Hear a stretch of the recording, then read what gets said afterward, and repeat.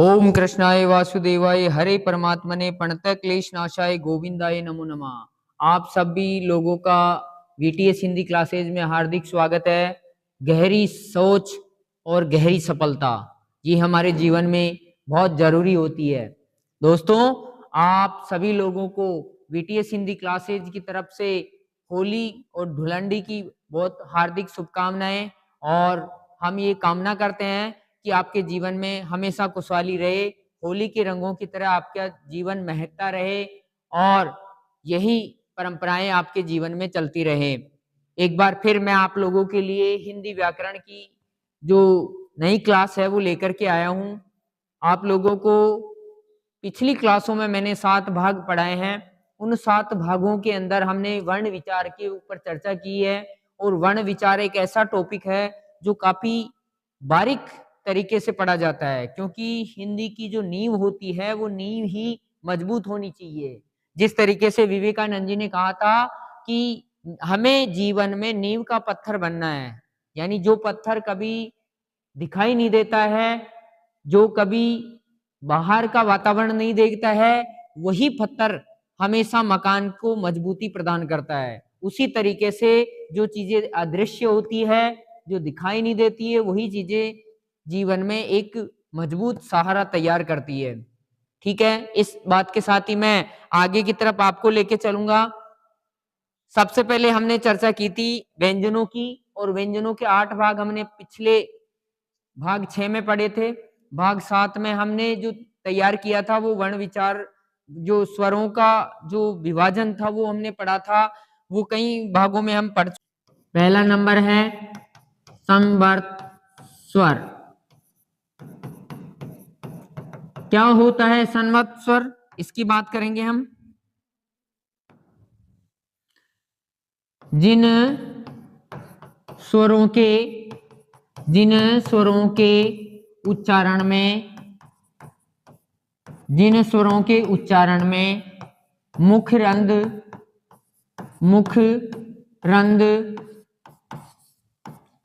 संवर्त होता है।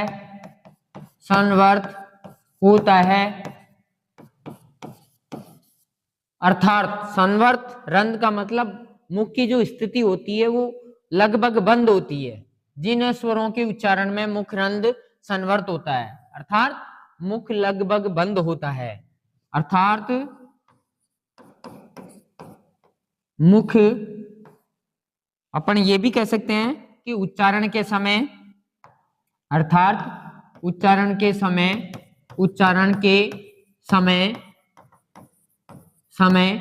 मुख लगभग बंद होता है।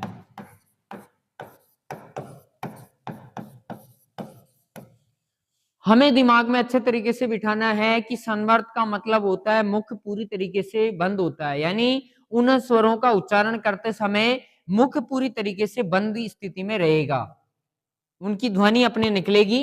उन्हें पूरी लाइन लिख सकते हो आप, उन्हें संवर्त स्वर कहते हैं। उन्हीं संवर्त स्वर कहते हैं। देखिए दोस्तों, संवर्त स्वर की बात हम करते हैं और इस उदाहरण से हम समझेंगे भी कि जो एग्जामिनर होता है वो ज्यादातर इन्हीं स्थितियों से उठाता है क्वेश्चन को। जैसे व्यंजनों का उसने 8 भागों में विभाजन किया, स्वरों को अलग अलग भागों में बांट दिया। उसने पूछा ओष्ठाकृति के आधार पर स्वरों के कितने भेद हैं, या उस भेद को अवर्तमुखी जो स्वर हैं वो कौन से हैं, तो आपको वो बताना होगा। अवर्तमुखी का मतलब होता है जिनको उच्चारण करते समय हमारा मुख गोल नहीं होता है, उनको बोलते हैं।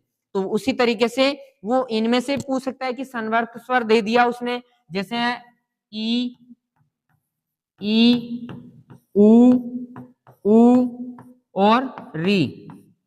ये जो स्वर हैं, इन स्वरों को हम संवर्त स्वर बोलेंगे। कैसे? क्योंकि इनका जो उच्चारण होता है वो उच्चारण मुख की स्थिति किस तरीके की रहती है उनके उच्चारण में। ई, उ, री, मतलब हमारे न तो हमें मुख खोलने की आवश्यकता हुई, न हमारे होठ हिलाने की आवश्यकता हुई, उनका उच्चारण बिल्कुल समान स्थिति में हो रहा है, उसमें कोई अंतर नहीं आ रहा है।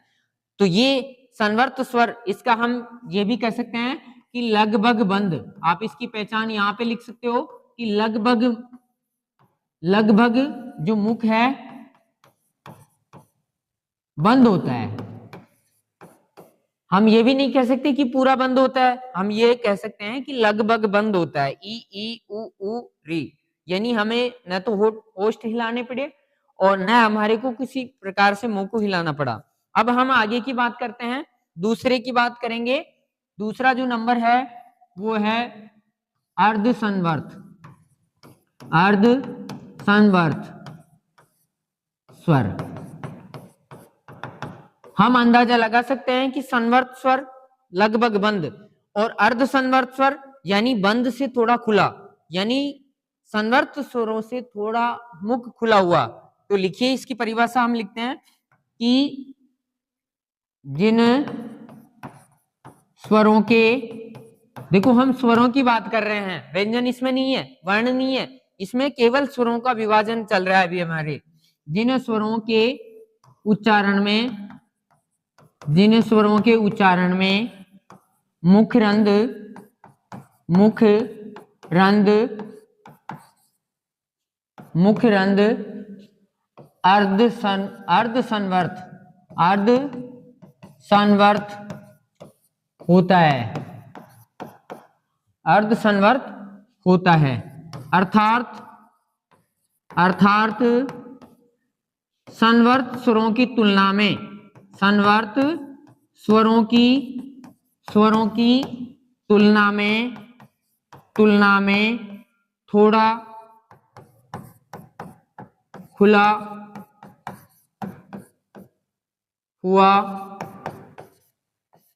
हुआ मुख,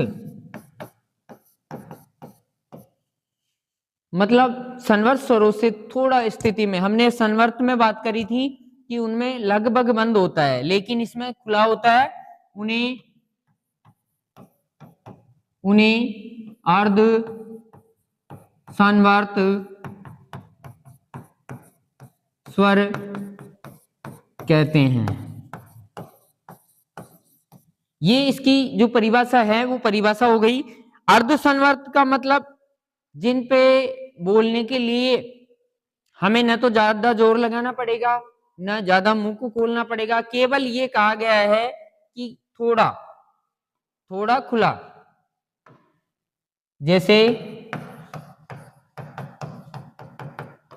ए और ओ, ये जो दो अर्ध संवर्त स्वर हैं ए और ओ, यानी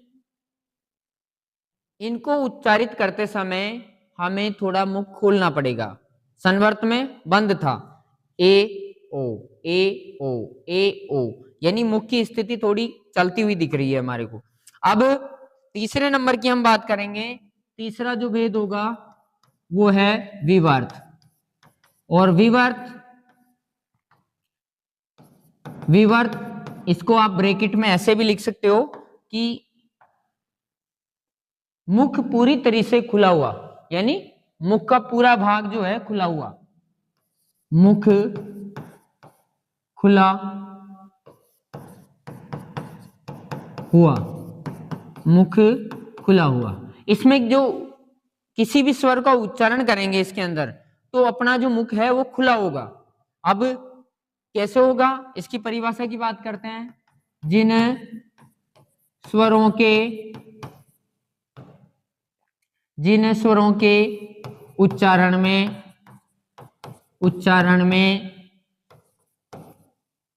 मुख, जिन स्वरों के उच्चारण में मुख पूरी तरह खुला होगा,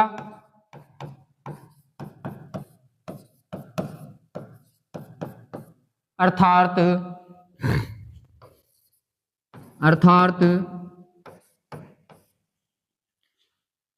अर्ध संवर्त की तुलना तुलना में अधिक, उन्हें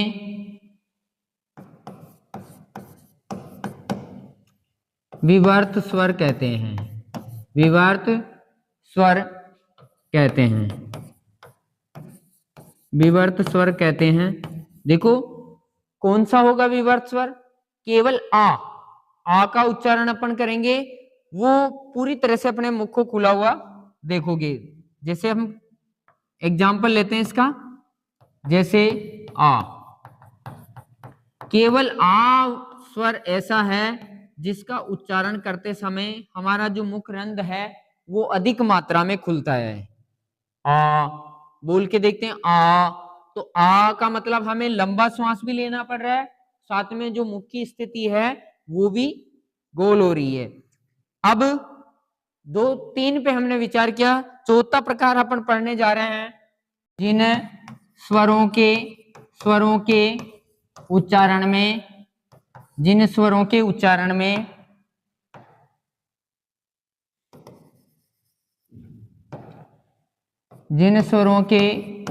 में मुख विवर्त की तुलना में आधा होगा,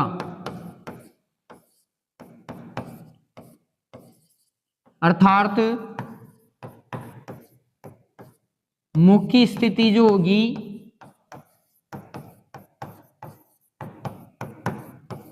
वो आधी होगी।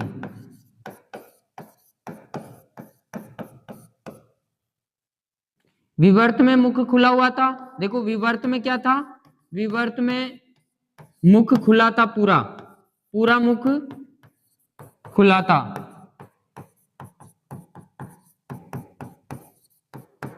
लेकिन इसको ब्रैकेट में लिख लेना आप, लेकिन अर्धविवर्त में क्या होगा,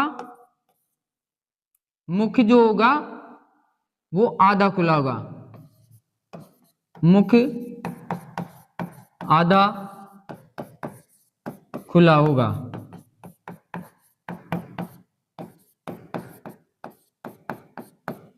ये बात हम इसमें कर रहे हैं। अब इसके उदाहरण की बात अपन करते हैं। उदाहरण में क्या आएगा, जैसे ए का उच्चारण अपन करेंगे तो इसमें हमारा मुख जो होगा पूरा भी नहीं खुलेगा और आधा रहेगा। ए, ओ और ओ, यानी बड़ा वाला ए और बड़ा वाला ओ, ये जो उच्चारण होंगे, इनका जो उच्चारण होगा वो उच्चारण जो होगा वो अर्धविवर्त के अंदर होगा। कहने का मतलब हमारा मुख इनको उच्चारित करते समय आधा खुला होगा। तो 4 चीजें हमने पढ़ी, संवर्त, अर्ध संवर्त और विवर्त और अर्धविवर्त। चारों की जो तुलना हम करेंगे वो तुलना इस तरीके की होगी कि पहचान हमें किस तरीके से करनी है। आइए हम इसका थोड़ा सा शॉर्ट रूप में समझते हैं। देखो जी, हमने पढ़ा विवर्त, एक हमने पढ़ा अर्धविवर्त, विवर्त, अर्धविवर्त, और एक हमने पढ़ा संवर्त और एक हमने पढ़ा अर्ध संवर्त। ऐसे आप चारों के जो चक्कर में है ना आप उलझ जाओगे, तो आप लोगों को क्या करना है, इनकी पहचान ध्यान रखनी है। हमें ये ध्यान रखना है कि विवर्त का मतलब होता है खुला मुख, खुला मुख, यानी मुख जो है पूरी तरीके से खुला होगा, किसमें, विवर्त में। लेकिन आधा जो खुला मुख होगा, ऐसे भी देख सकते हो आप विवर्त को और संवर्त को, अर्ध संवर्त को, इन दोनों को हम लिख सकते हैं कि इसमें एक दूसरे का उल्टा हो जाएगा। इसमें मुख पूरा खुला होगा, इसमें मुख जो है आधा खुला होगा, मुख आधा खुला होगा, आधा खुला होगा। और इन दोनों की बात करें हम, संवर्त और एक था अर्ध संवर्त।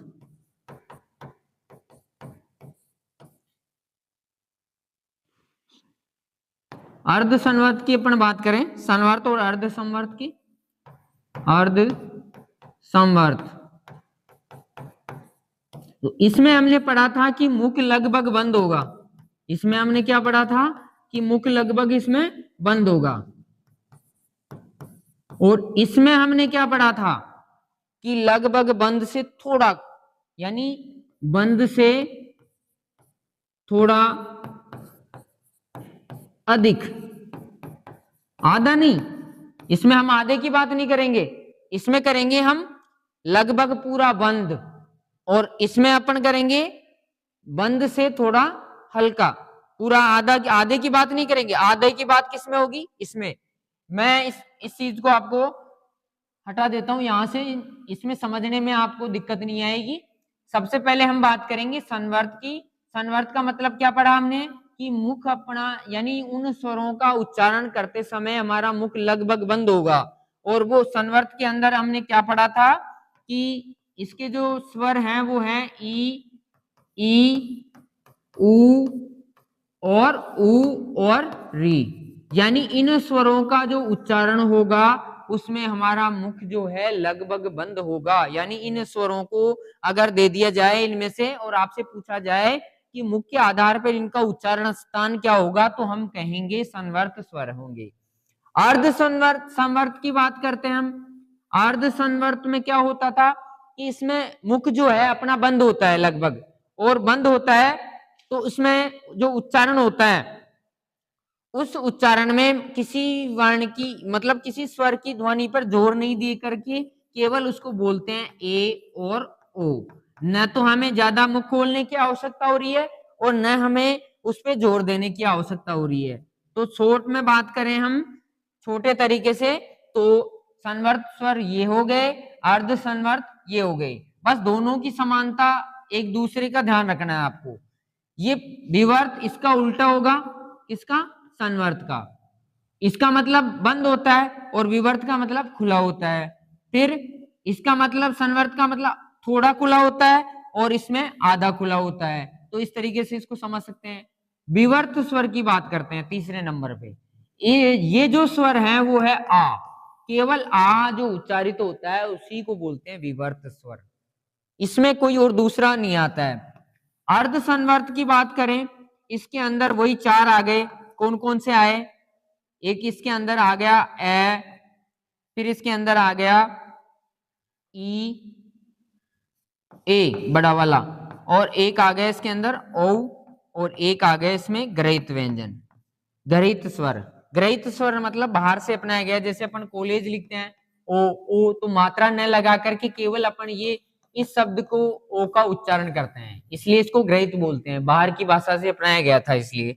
तो ये चार जो हो गए वो अर्ध संवर्त हो गए। इस तरीके से हमने मुख्य आधार पर स्वरों की जो विभाजन पढ़ा है, उस विभाजन में आप लोग समझ गए होंगे। अब तो इस तरीके से हमने संवर्त, अर्ध संवर्त, विवर्त और अर्ध विवर्त पढ़ा। और ये मैं मानता हूं कि आप लोगों को ये जो टॉपिक मैंने बताया है वर्ण विचार स्वरों का विभाजन वाला, ये लगभग आपके एग्जामों में आता है। और इसको अगर आप ध्यान से पढ़ोगे और वीडियो को रिमाइंड करके स्पीड से देखोगे तो आपके ये बार बार देखने से ये बिल्कुल चीज आपके लिए अच्छे तरीके से याद हो जाएगी। और मैं अगला जो पार्ट लेके आऊंगा, अभी स्वरों, अभी वर्णों का जो पार्ट है अभी 2 बचे हुए हैं, वो मैं एक एक छोटी चीज करूंगा, चाहे मुझे काफी लंबा समय लग जाए, लेकिन एक भी चीज मैं बाहर नहीं जाने दूंगा। और इन्हीं कामनाओं के साथ में एक बार होली की और जो हार्दिक शुभकामना है वो अपने इस VTS हिंदी क्लासेस चैनल के माध्यम से मैं आप लोगों को देना चाहूंगा। जीवन में सफल होने के लिए गहरी समझ और गहरी सफलता, ये होना हमारे जीवन में जरूरी है। नमस्कार।